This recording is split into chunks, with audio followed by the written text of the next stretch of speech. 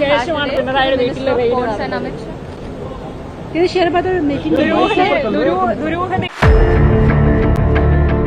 വീണയ്ക്ക് മാസം 5 ലക്ഷം രൂപ, വീണയുടെ കമ്പനി എക്സാലോജിക്കിന് 3 ലക്ഷം, മാസം 8 ലക്ഷം, അങ്ങനെ ഒരു വർഷം 96 ലക്ഷം. ആകെ 2,78 ലക്ഷം രൂപയാണ് കരിമണൽ കമ്പനിയിൽ നിന്ന് വീണ ടി കൈപ്പറ്റിയത്. വലിയ പേടിച്ചുപോയോ? എങ്ങനെയാണ്? പേടിച്ചിട്ട് കാര്യമില്ല, പേടിച്ചാൽ വണ്ടി ഓടിക്കാൻ പറ്റില്ല, കാണാൻ പറ്റില്ലല്ലോ. എങ്ങനെയാ വന്ന് എല്ലാരും കൂടി വണ്ടി അടിച്ചു?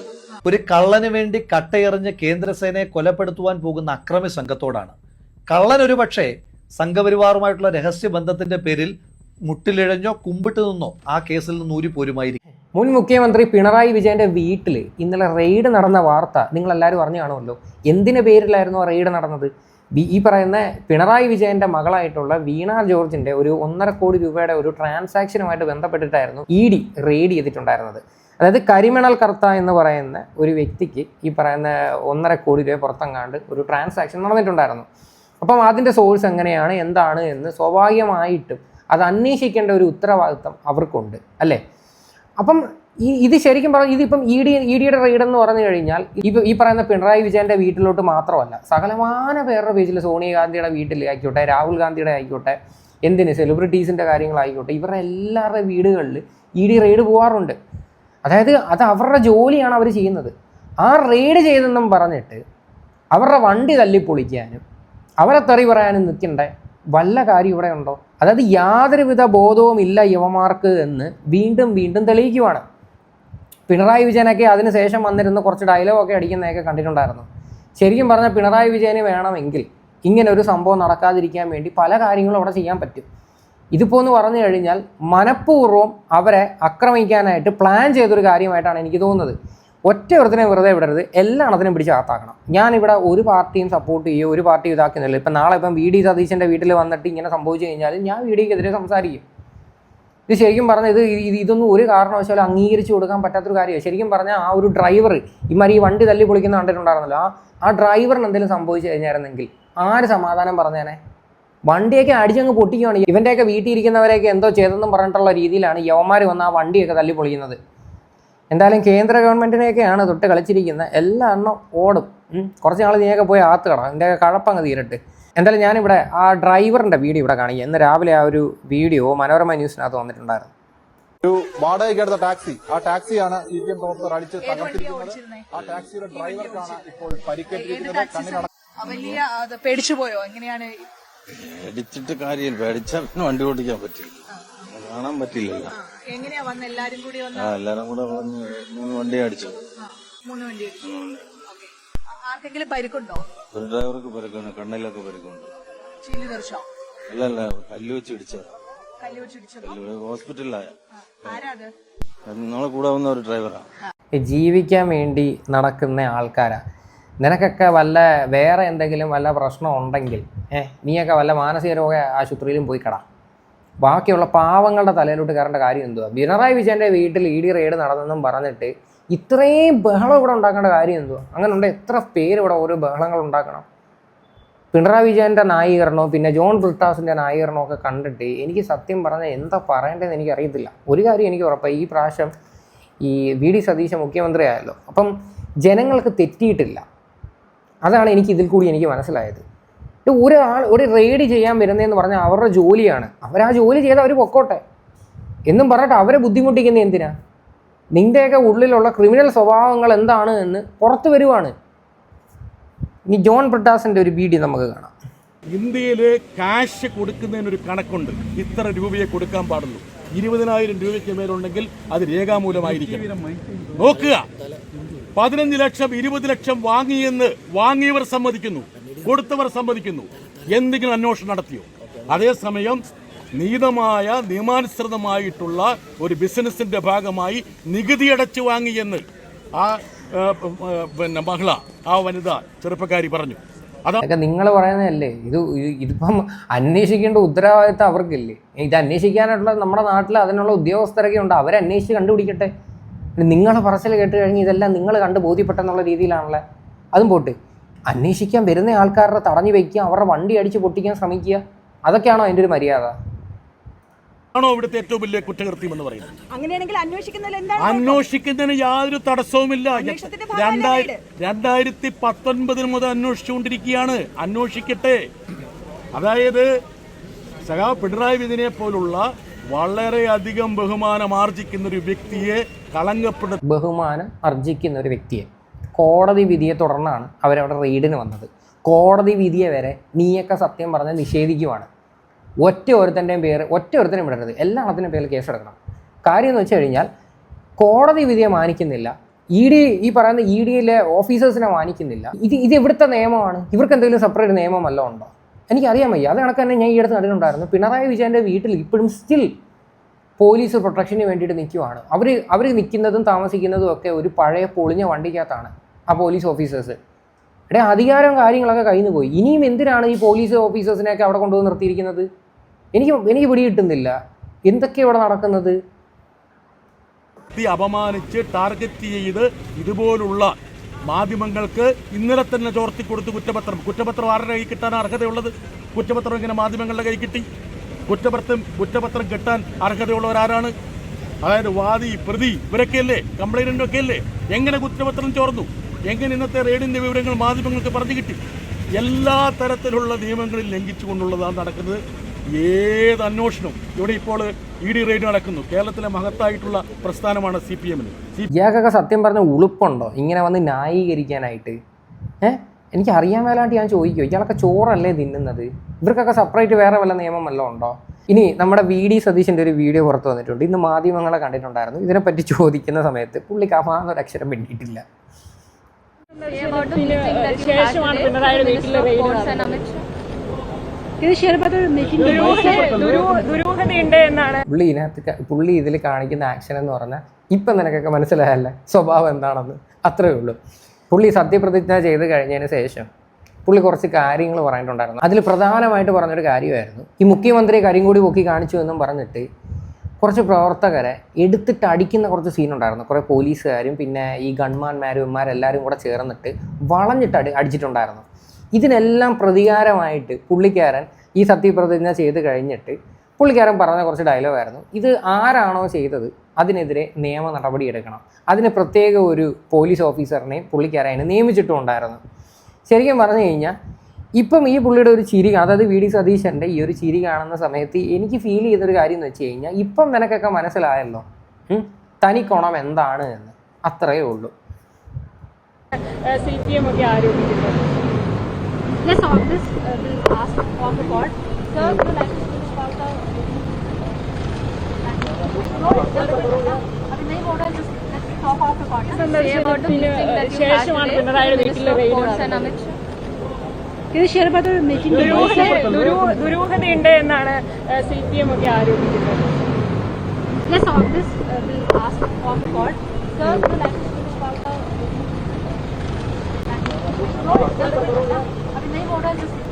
കശി ഒരക്ഷരവും മിണ്ടിയിട്ടില്ല. കശി മിണ്ടേണ്ട കാര്യമില്ല. മനസ്സിലായാലും ഇപ്പോൾ എല്ലാവരും ചോദിക്കുന്നതായിട്ട് ഇപ്പോൾ സംസ്ഥാനത്തെ മുഖ്യമന്ത്രിയായിട്ട് പോലും ഇതിന് പ്രതികരിക്കാനില്ല. ഇത് എന്ത് പ്രതികരിക്കേണ്ടത്? ഇത് ജനങ്ങൾ കണ്ടു കഴിഞ്ഞ് അവിടെ എന്താണ് സംഭവിച്ചതെന്ന്. പിന്നെ പുള്ളി പ്രതികരിക്കേണ്ട കാര്യം ഇവിടെ വരുന്നില്ല. കേന്ദ്ര ഗവൺമെൻറ്റിനെയൊക്കെ തൊട്ട് കളിച്ചാലുള്ള പരിപാടി എന്തോന്ന് നിനക്കൊക്കെ അറിയാമല്ലേ. ഇതൊക്കെ അങ്ങ് അനുഭവിച്ചോ. ഇനി നമ്മുടെ സഖാവ് പിണറായി വിജയൻ ഇന്നലത്തെ റെയ്ഡിന് ശേഷം കുറച്ച് കാര്യങ്ങളൊക്കെ പറയുന്നുണ്ടെന്ന് കേൾക്കാം. വീട്ടിൽ കയറിയുള്ള പരിശോധന ED ആഗ്രഹിക്കാൻ തുടങ്ങിയിട്ട് വളരെ കാലമായി.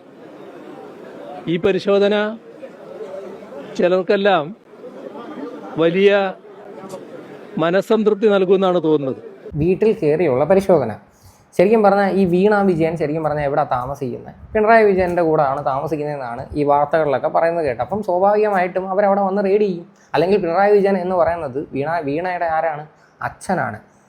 അപ്പം അവരെ വന്ന് അന്വേഷിക്കുന്നതിനകത്ത് റെയ്ഡ് ചെയ്യുന്നതിനകത്ത് എന്താ ഇത്ര വിശേഷിക്കുന്നത്? അത് മാത്രമല്ല, അത് കോടതി ഉത്തരവായിട്ടുള്ളൊരു കാര്യമാണ്.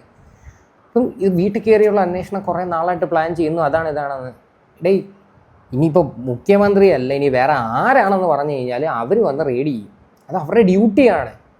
ആ ഡ്യൂട്ടിയെ നിങ്ങൾ റെസ്പെക്റ്റ് ചെയ്യുക. അതാണ് നിങ്ങളുടെ ഒരു മാന്യതയെന്ന് വെച്ച് കഴിഞ്ഞാൽ. അല്ലാതെ അവിടെ അക്രമം അടിച്ചു വിടാൻ വേണ്ടിയിട്ട് നിങ്ങളവിടെ കൂട്ട് നിൽക്കരുത്. അല്ലെങ്കിൽ നിങ്ങൾ മേ ബി നിങ്ങളുടെ അറിവോടെ കൂടി ആയിരിക്കത്തില്ലായിരിക്കാം. എന്നാൽ പോലും നിങ്ങൾക്ക് വേണമെങ്കിൽ പറയാം അവരെ ഒന്നും ചെയ്യല്ലേ, അവർ പൊക്കോട്ടെ എന്നുള്ള രീതി സംസാരിക്കാം. നിങ്ങൾ അങ്ങനെ ഒന്നും സംസാരിക്കുന്നതിന് പകരം നിങ്ങൾ എന്തൊക്കെയാണ് അവിടെ കിടന്ന് കാണിക്കുന്നത്? ഈ പിണറായി വിജയൻ്റെ ഒരു ദൃശ്യമായിട്ടുള്ളൊരു ദൃശ്യം ഫസ്റ്റിനകത്ത് ഒരു ഫോട്ടോ ഒക്കെ വെച്ചിട്ട് ആൾക്കാർ ട്രോൾ ഇറക്കുന്നുണ്ട്. ഞാനിവിടെ സൈഡിൽ കാണിക്കാം. പ്രത്യേകിച്ച് രാഹുൽ ഗാന്ധിയെ പോലെ ഒരാൾക്ക്. കാരണം എന്തുകൊണ്ട് പിണറായി വിജയൻ്റെ വീട് റെഡി ചെയ്യുന്നില്ല, എന്തുകൊണ്ട് പിണറായി വിജയനെ അറസ്റ്റ് ചെയ്യുന്നില്ല എന്നതായിരുന്നു രാഹുൽ ഗാന്ധി ചോദിച്ച ചോദ്യം. നമ്മുടെ രാജ്യത്തിലെ പ്രതിപക്ഷത്തിൻ്റെ പ്രവർത്തകർക്കും നേതാക്കൾക്കുമെതിരെയുള്ള കരുതിക്കൂട്ടിയുള്ള ആക്രമണ നടപടികളാണ് എല്ലാ കാലത്തും BJP ഗവൺമെൻറ് തുറന്നു വരുന്നത്. അതിനെതിരെ ശക്തമായ പ്രതിഷേധം രാജ്യവ്യാപകമായി തന്നെ ഉയർന്നു വന്നിട്ടുണ്ട്. പക്ഷേ തങ്ങളുടെ പാർട്ടിക്കാരല്ലാത്ത പാർട്ടിക്കാർക്ക് നേരെ EDയുടെ കടന്നുകയറ്റം നടന്നോട്ടെ എന്ന നിലപാടാണ് കോൺഗ്രസ് സ്വീകരിച്ചിട്ടുള്ളത്. അനാവശ്യമായിട്ട് രാഹുൽ ഗാന്ധിയുടെ പേരൊക്കെ ഇതിനകത്തോട്ട് വലിച്ചിടുന്നുണ്ട്. എനിക്കറിയാൻ വയ്യ എന്തിൻ്റെ പേരിലാണ് ഈ മനുഷ്യൻ അതിനകത്ത് പറ്റി സംസാരിക്കുന്നത്. ഇനി എന്തോ ആയിക്കോട്ടെ, നിങ്ങളുടെയൊക്കെ തനി സ്വഭാവം എന്താണ് എന്ന് ജനങ്ങളത് മനസ്സിലാക്കി കഴിഞ്ഞു ഇന്നലത്തെ ഈ ഒരു വിഷയത്തോടെ കൂടിയിട്ട്. ബോധമുള്ളവർക്കത് മനസ്സിലാക്കാൻ പറ്റും, ഇല്ലാത്ത ആൾക്കാർ വന്നിരുന്ന് കൈയടിക്കും. ED ഓഫീസേഴ്സിനെയൊക്കെ തടഞ്ഞു വെച്ചിട്ട് വണ്ടി ആക്രമിക്കുക എന്നൊക്കെ പറഞ്ഞുണ്ടല്ലോ, അത് വധശ്രമത്തിന് കേസെടുക്കാൻ പറ്റുന്നൊരു സാധനമാണ്. എന്തായാലും ഇനി വേറെ ഒരു വീഡിയോ ഉണ്ട്. നമ്മുടെ രാഹുൽ മാങ്കൂട്ടത്തിൽ ഇന്നലെ ഒരു വീഡിയോ ആയിട്ടുണ്ട്. പുള്ളി ഇതിനെപ്പറ്റി കൃത്യമായിട്ട് പറയുന്നുണ്ട്. പല വിഷയങ്ങളും രാഹുൽ മാങ്കൂട്ടത്തിനകത്തോട്ട് എനിക്ക് യോജിപ്പില്ല. കാര്യം പുള്ളിക്കാരന് കുറച്ച് നാളുകൾക്ക് മുന്നേ വന്ന പെണ്ണ് കേസ് എന്താണെന്ന് നമുക്കറിയാവുന്നതാണ്. ആ വിഷയത്തിൽ കുറേ ആൾക്കാർ സപ്പോർട്ട് ചെയ്ത് ഇറങ്ങിയിട്ടുണ്ടായിരുന്നു. ഞാൻ ഒരിക്കലും സപ്പോർട്ട് ചെയ്തിട്ടില്ല. കാര്യം എന്ന് വെച്ച് കഴിഞ്ഞാൽ ഒന്നിൽ കൂടുതൽ സ്ത്രീകൾ ഈ പറയുന്ന രാഹുൽ മാങ്കൂട്ടത്തിനെതിരെ വന്നിട്ട് വളരെ എവിഡൻസോടെ കൂടിയിട്ടായിരുന്നു സംസാരിച്ചിട്ടുണ്ടായിരുന്നത്. അപ്പം നമ്മളിവിടെ വന്നിരുന്നിട്ട് അയാളെ സപ്പോർട്ട് ചെയ്യുന്നതിനകത്ത് യാതൊരു അർത്ഥവും ഇല്ലെന്ന് തോന്നിയതിൻ്റെ പേരിലാണ് ഞാൻ പുള്ളി സപ്പോർട്ട് ചെയ്യാത്തത്. പക്ഷേ ഇപ്പം പുള്ളി പറഞ്ഞിരിക്കുന്ന കുറച്ച് സ്റ്റേറ്റ്മെൻറ്റ്സ് ഈ ഒരു വിഷയമായിട്ട് ബന്ധപ്പെട്ട് ഞാൻ തീർച്ചയായിട്ടും യോജിക്കുന്നുണ്ട്. ഒരു കള്ളന് വേണ്ടി കട്ടയെറിഞ്ഞ് കേന്ദ്രസേനയെ കൊലപ്പെടുത്തുവാൻ പോകുന്ന അക്രമി സംഘത്തോടാണ്.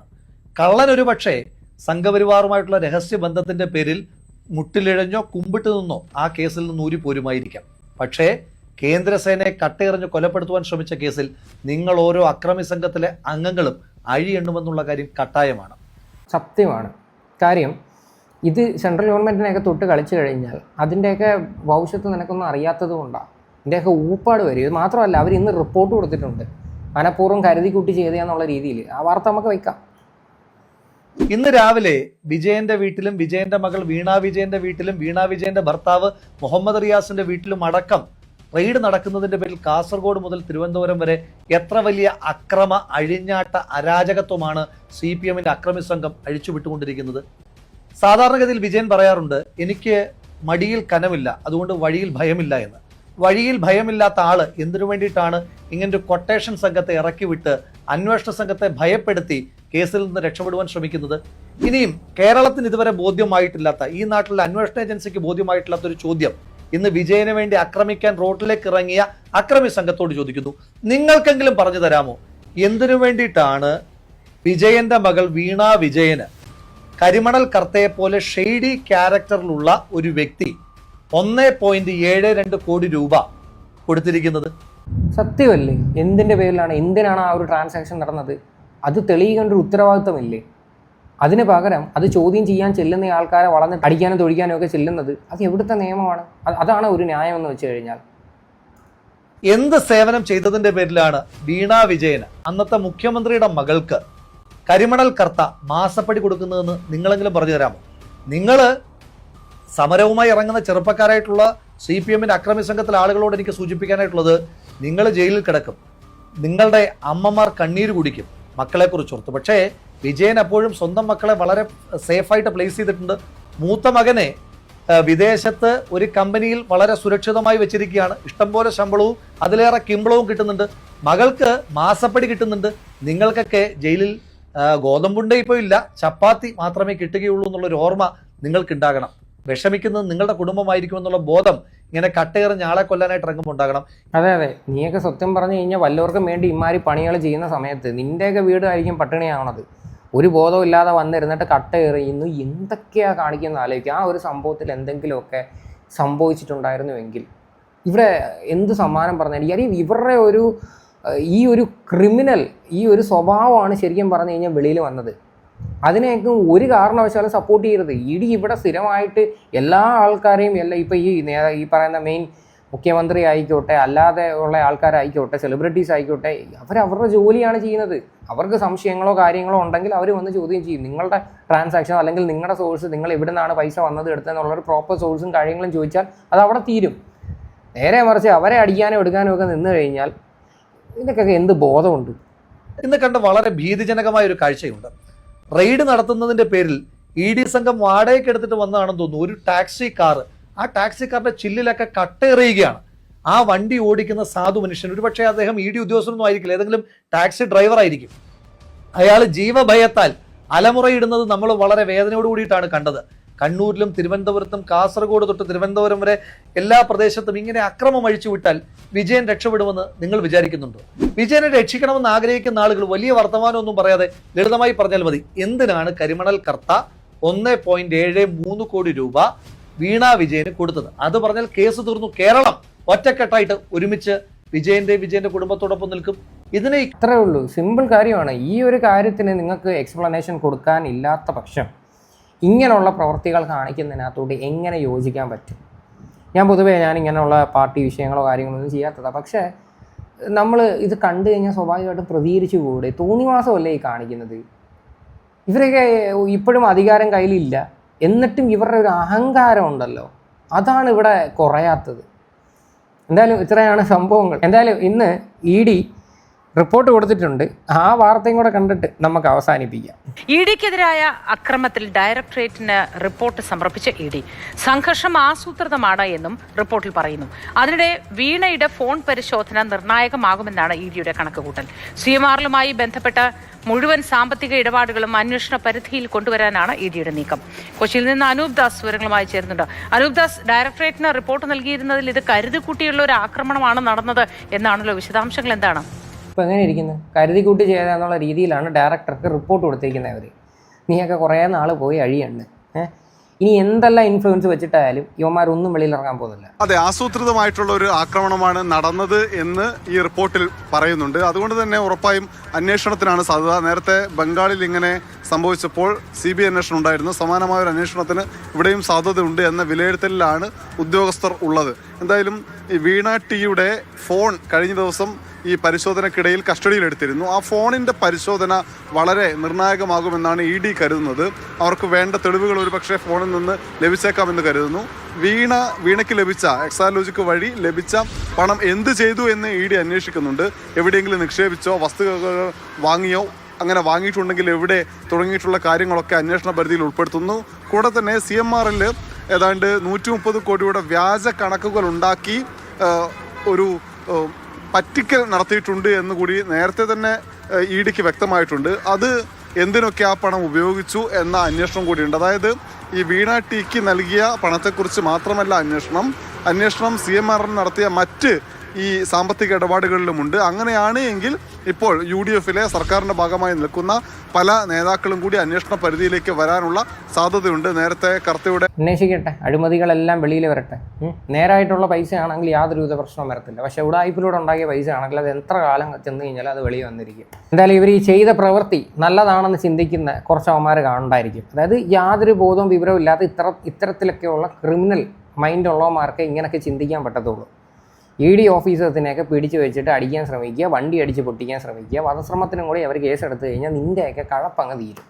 എന്തായാലും ഈ ഒരു വിഷയമായിട്ട് ബന്ധപ്പെട്ട് നിങ്ങളുടെയൊക്കെ അഭിപ്രായങ്ങൾ എന്താണെന്ന് വെച്ചാൽ നിങ്ങൾ തീർച്ചയായിട്ടും കമൻറ്റ് ചെയ്യും.